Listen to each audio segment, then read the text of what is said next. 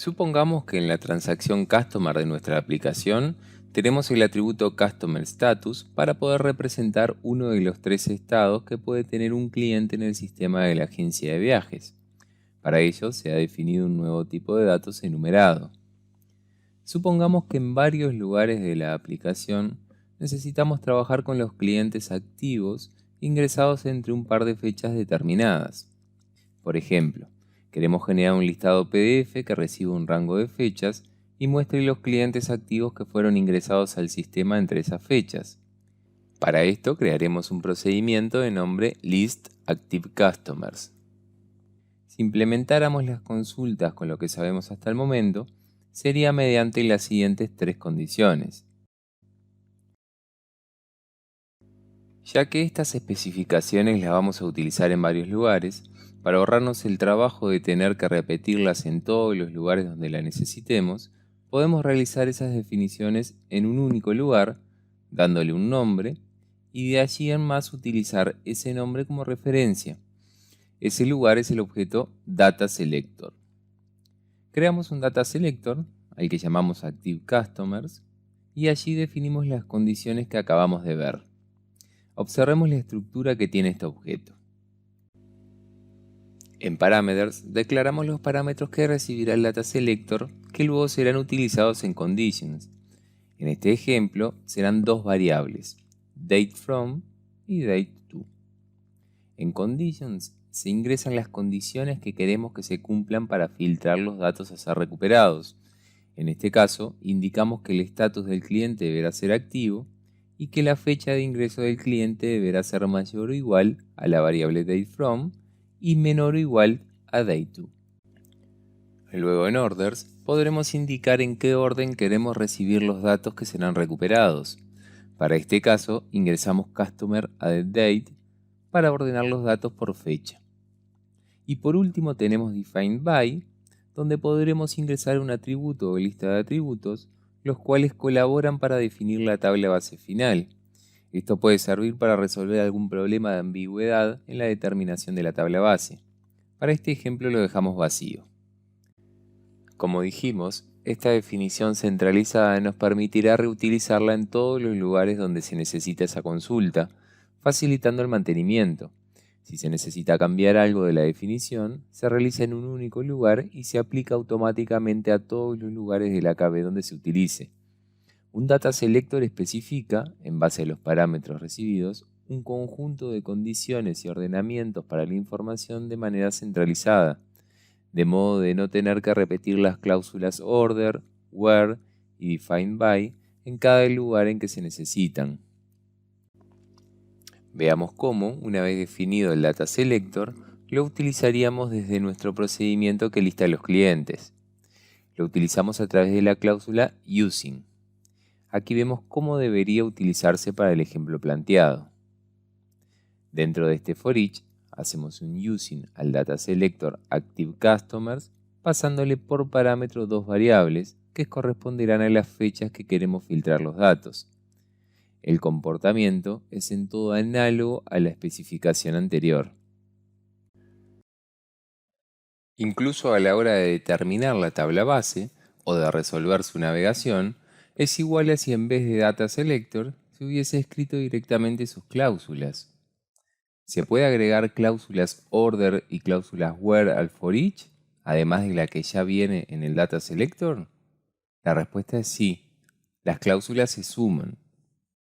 En el listado de navegación vemos que se recorrerá la tabla Customer, se ordenará por Customer Added Date, se recorrerán los registros según los filtros que aplicamos dentro de Conditions y, como restricción, filtrará solo los clientes con estatus activo. Ahora supongamos que a los clientes les agregáramos el país de procedencia y quisiéramos listar los países que tengan clientes activos e ingresados al sistema entre un par de fechas dadas. Para resolver esto, aprovechando nuestro Data Selector, haríamos lo siguiente. Un for each de country, where, country ID, in, active customers y le pasamos por parámetros las variables DateFrom y DateTo. En este caso, en lugar de utilizar la cláusula using, estamos utilizando el operador in. De esta forma, utilizamos el data selector como si fuese una consulta independiente a la base de datos, teniendo aquí dos consultas. Una, la del data selector, que devolverá el conjunto de clientes activos e ingresados entre el par de fecha indicados y sus respectivos países, y otra, la del for each, que filtrará los países que estén dentro de ese conjunto. En el listado de navegación, vemos que se recorre toda la tabla Country, ordenando por Country ID, y como restricción aparece lo que declaramos dentro del Word for each, que nos interesa filtrar solamente los países que se encuentren dentro de la lista de clientes del Data Selector. Presentamos ahora un tercer ejemplo donde podemos utilizar nuestro Data Selector. Para este caso, supongamos que necesitamos mostrar un listado PDF, todos los clientes con facturas y su cantidad, ingresando un rango de fechas para poder contar únicamente las facturas de los clientes activos ingresados al sistema entre esas fechas. Si el cliente no está activo o fue ingresado fuera de esas fechas, será listado, pero su cantidad de facturas mostrará 0. Aquí utilizamos el Data Selector dentro de una fórmula, específicamente dentro de la fórmula Count. Recordemos que el segundo parámetro de una forma aggregate es para escribir las condiciones que deberán cumplir los registros para ser agregados. Si observamos con detenimiento este caso, estamos recorriendo en el for each la tabla invoice. Como cada cliente puede tener n facturas, colocamos la cláusula unique para quedarnos con una de esas facturas para el cliente.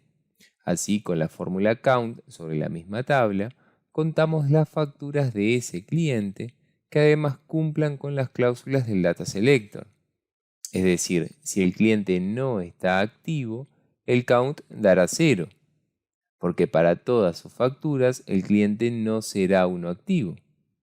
Si en cambio sí está activo, solamente se contarán las facturas cuyo rango esté entre el considerado.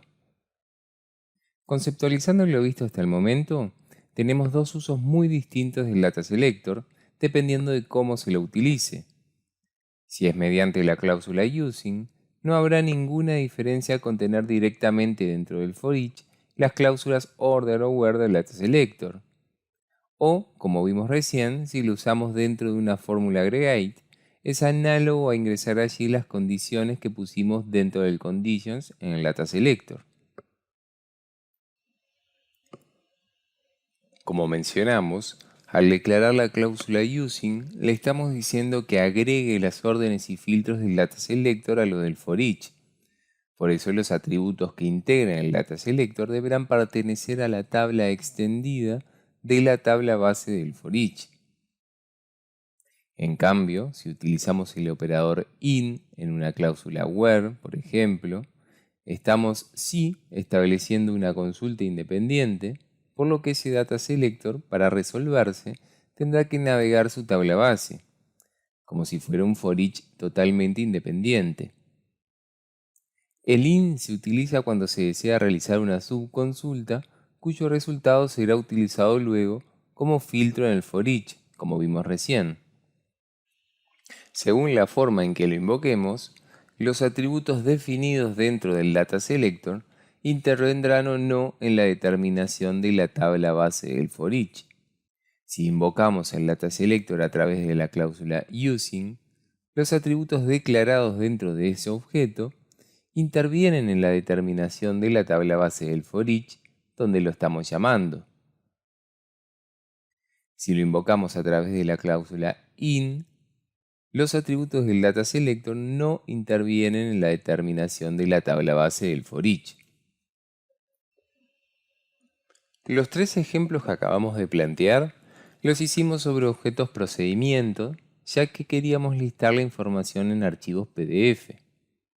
Pero si simplemente quisiéramos mostrar la información en pantalla mediante un web panel, ¿cómo lo haríamos? Volvamos un momento sobre el primer ejemplo, en el que nos interesaba listar los clientes activos en un rango de fecha determinado, utilizando para esto el Data Selector que creamos. Pero en esta oportunidad mostraremos los registros en pantalla con un web panel. En el web layout de nuestro web panel declaramos un grid y agregamos los atributos que nos interesan listar. Dentro de las propiedades del grid vemos una de nombre DataSelector. Allí deberemos ingresar el nombre de nuestro DataSelector que queremos utilizar. Esto es análogo a cuando en un objeto procedimiento lo invocábamos desde el for each a través de la cláusula using. Ejecutemos para probar. Vemos que nos lanza un error, ya que recordemos que el DataSelector Active Customers recibía por parámetro dos variables, las que contendrán las fechas, por lo que deberemos pasarle esta información. Para esto creamos las variables DateFrom y DateTo del tipo Date. En el evento Start las declaramos y para esta prueba las inicializamos con estas fechas. Para pasarle los parámetros al DataSelector, lo hacemos desde la propiedad Parameter del grid. Ahora sí, volvemos a ejecutar. Vemos que se nos muestra en pantalla los clientes, filtrando por los activos y comprendidos entre las fechas indicadas, ordenados por fecha de ingreso, tal como definimos en el DataSelector. Supongamos el mismo ejemplo, pero que el web panel en lugar de tener atributos, tenga variables. En este caso, se trataría de un web panel sin tabla base, a diferencia del anterior. Por este motivo, aquí no nos servirá utilizar la propiedad DataSelector del grid, ya que para recorrer todos los clientes deberemos hacerlo con un for each, y es allí donde debemos llamar a nuestro DataSelector. Por lo que en estos casos, la declaración será similar a la que vimos con el objeto procedimiento. En la sección eventos, debemos declarar el evento load del grid.